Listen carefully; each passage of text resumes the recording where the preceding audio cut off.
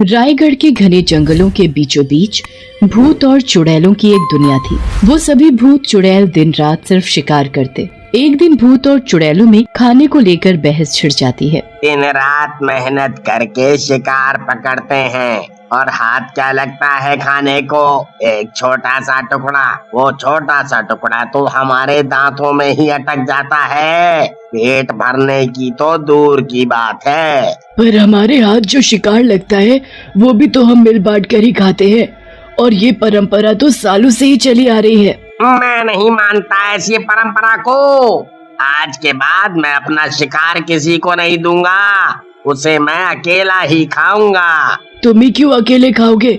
हम भी फिर अकेले ही खाएंगे, किसी दूसरे को नहीं देंगी। चुड़ैल और भूतों में शिकार को लेकर बहस छिड़ जाती है। बहस भूतों और चुड़ैलों के मुखिया तक पहुंचती है। अब आप ही बताइए मुखिया जी, और इस बात का हल निकालिए। बड़े ही सोच विचार के बाद हमने ये फैसला लिया है कि किसी को भी कोई भी शिकार मिलेगा, या जानवर या फिर इंसान, उसे हमारे पास लाया जाएगा। उसके बाद हम एक दौड़ रखेंगे भूतों और चुड़ैलों की। उस दौड़ में जो जीतेगा वो पूरे के पूरे शिकार का हकदार होगा, उसे वो अकेला ही खा सकता है। रात का वक्त था। जंगल के बाहर बनी सड़क पर एक ट्रक सामने से चला आ रहा था। ये मेरा शिकार है। से पहले हमें इसे पकड़ना होगा। भूत जानबूझकर ट्रक के सामने आ जाता है और मरने का नाटक करता है। मक्खी सिंह तुरंत ट्रक को रोक देता है। ओए, कौन है भाई? ठीक तो है ना तू? कोई जवाब ही नहीं दिया। उतर कर देखता हूँ। जैसे ही मक्खी सिंह ट्रक के नीचे उतरकर देखता है तो पीछे से तुरंत चुड़ैल उसे आकर पकड़ लेती है। फंस गया मेरा शिकार, फंस गया। अभी इसे अपना शिकार मत समझो, क्योंकि अभी दौड़ होना बाकी है। उसके बाद ही फैसला होगा कि ये तगड़ा आदमी किसके पेट में जाएगा। ओए, ये तो भूत था। तुम मुझे छोड़ दो, जाने दो। मैंने तुम्हारा क्या बिगाड़ा है जो मुझे पकड़ लिया? तेरे जैसे हट्टे कट्टे इंसान के लिए मैं दौड़ तो क्या पहाड़ भी चढ़ जाऊं। तू तो गया अब मेरे पेट में। वो उसे अपने मुखिया के पास ले जाते हैं। फिर दौड़ शुरू होती है चुड़ैल और भूतों की। मुखिया के इशारे पर सभी भागने लगते हैं।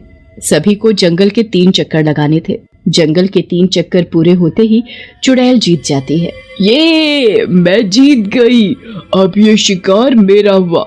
आज कितने अरसे बाद मैं पेट भरकर खाना खाऊंगी। ये शिकार तुम्हारा ही है, इसे तुम जैसे मर्जी खाओ, काट के खाओ या नोच नोच कर खाओ, तुम्हारी मर्जी। अरे ये क्या हो रहा है? ये मैं भूतों की दुनिया में कहाँ आकर फंस गया? अरे कोई है जो मुझे बचा सके?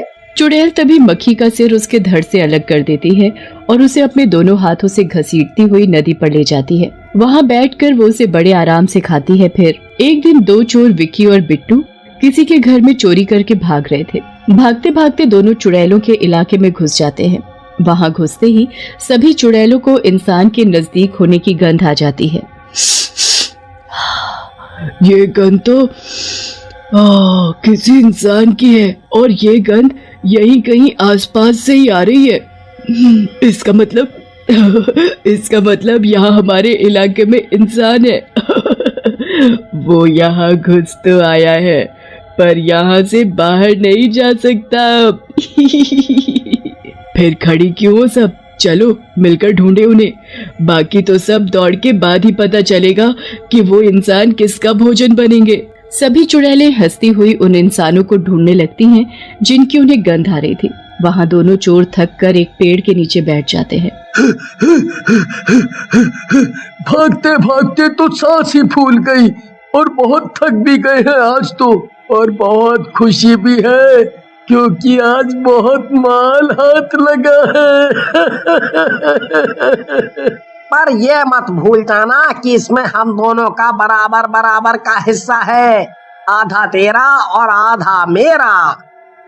हाँ हाँ याद है, अभी रात बहुत हो चुकी है, सुबह होते ही हम दोनों इस लूटे हुए माल का आधा आधा बंटवारा कर लेंगे। तभी चुड़ैल पीछे से बोल पड़ती है, बंटवारा तो हम भी करेंगे, वो भी तुम्हारा आधा आधा। आज तो बहुत ही खुशी की बात है, आज एक नहीं दो शिकार जो हाथ लगे हैं। ये हम कहाँ आकर फंस गए? यहाँ तो चारों तरफ चुड़ैल ही चुड़ैल है, इन्हें देखकर तो मुझे चक्कर सा आ रहा है। इतना बोलते ही विक्की बेहोश होकर नीचे गिर जाता है। विक्की उठो उठो, क्या हुआ तुम्हें? उठो जल्दी यहाँ से और भागो, नहीं तो ये चुड़ैल हमें मार देंगी। यार तू उठता क्यों नहीं? क्या हुआ तुझे? हमें देखकर शायद बेहोश हो गया है, तुम फिक्र मत करो, क्योंकि हमें इससे कोई दिक्कत नहीं है। हम इंसानों को जैसे मर्जी खा सकती है, और तुम लोगों पर तो मैं मिर्च मसाला लगाकर खाऊंगी। सपने से बाहर आओ, क्योंकि हम भी यहाँ खड़ी हैं। इन दोनों को मुखिया के पास ले चलो, उसके बाद ही पता चलेगा ये किसका भोजन बनेंगे। ये तुम सब क्या बोल रही हो? मेरी तो कुछ समझ में नहीं आ रहा। विक्की, विक्की उठो जल्दी। हे भगवान, हम किस मुसीबत में फंस गए, बचा ले हमें। सभी चुड़ैलें मिलकर उन दोनों के हाथ पैर पकड़कर मुखिया के पास ले जाती हैं। हमेशा की तरह मुखिया दौड़ आयोजित करता है। यहाँ दौड़ शुरू हुई, वहाँ विक्की होश में आ जाता है। उसके होश में आते ही बिट्टू उसे सब बता देता है जो उसके पीछे हुआ। हम दोनों को इतनी कस के बांधा हुआ है कि निकलना तो मुश्किल, यहाँ से सांस भी नहीं ली जा रही। अब कोई फायदा नहीं, मरने के बाद हम भी इन लोगों की तरह ही भूत बन जाएंगे, इनकी टीम में शामिल हो जाएंगे, फिर हम भी ऐसे ही इंसानों को मार कर खाएंगे। तभी दौड़ पूरी हो जाती है। पहले नंबर पर आने वाले भूत को हट्टा कट्टा और दूसरे नंबर पर आने वाले को दूसरा आदमी मिलता है। दोनों भूत विक्की और बिट्टू को अपनी गोद में उठाते हैं और उसे अपने साथ ले जाते हैं खाने के लिए। कुछ दिन बाद जंगल से सटे सड़क पर एक परिवार अपनी गाड़ी में सवार होकर अपने रिश्तेदार की शादी में जा रहा होता है। गाड़ी महेश चला रहा था और पीछे उसकी पत्नी गीता और बेटी दिया बैठे थे। तभी भूत पीछे से उनकी गाड़ी को रोक देता है। ये गाड़ी अभी तक तो ठीक थी, अचानक कैसे क्या हुआ? अब गाड़ी रुकी है तो कुछ तो खराबी होगी ना, आप एक बार उतर कर देखिए। महेश गाड़ी से बाहर निकल कर देखता है। आगे देखा सब ठीक, फिर जैसे ही पीछे देखा तो भूत को देखते ही उसकी चीख निकल जाती है। भूत, वहाँ भूत है। जल्दी चलो यहाँ से। अब तुम यहाँ से नहीं जा सकते। भूत अपने साथियों को बुला लेता है, फिर सभी उन्हें बंदी बनाकर ले जाते हैं। मुखिया जी, आज हमें 3 शिकार मिले हैं, इनका बंटवारा कैसे होगा? हम सब चाहते हैं कि दौड़ में पहले नंबर पर आने वाले को ही सभी इंसान मिलें, फिर वो चाहे बाद में किसी को भी दे अपना शिकार। आप सब मिलकर सलाह कर लीजिए, करना क्या है? ये हम भूतों और चुड़ैलों की अलग सी दुनिया में आ गए हैं और बुरे फंस गए हैं। अब ये सभी हमें मारकर खा जाएंगे। बच्ची के सामने ये मरने की बातें मत करो, वो डर जाएगी। मम्मी पापा, ये डरने का समय नहीं है। मेरी टीचर हमेशा बोलती है कि कभी भी मुसीबत में हो तो डरने से नहीं, सूझबूझ से काम लेना चाहिए। हमें भी वही करना है। मेरे पास एक आइडिया है, आप बस देखते जाइए। दिया भागती हुई एक चुड़ैल के पास जाती है और उससे लिपट कर रोने लगती है। मैं तो छोटी सी बच्ची हूँ, क्या तुम मुझे भी खाओगी? अगर तुम्हारी भी मेरे जैसी कोई बेटी होती तो उसे भी तुम मार कर खा जाती क्या? मैं भी तो किसी की बेटी हूँ।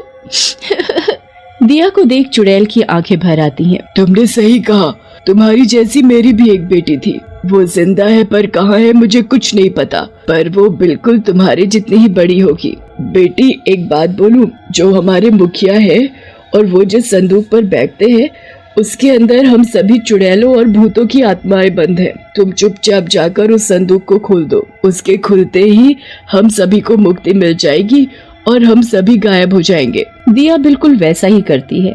सभी आपस में बातें करने में व्यस्त होते हैं। वहाँ दिया चुपचाप संदूक खोल देती है। उसके खुलते ही सभी भूत और चुड़ैल गायब हो जाते हैं। उस दिन के बाद से कभी भी उस जंगल के आसपास कोई चुड़ैल भूत नहीं दिखा।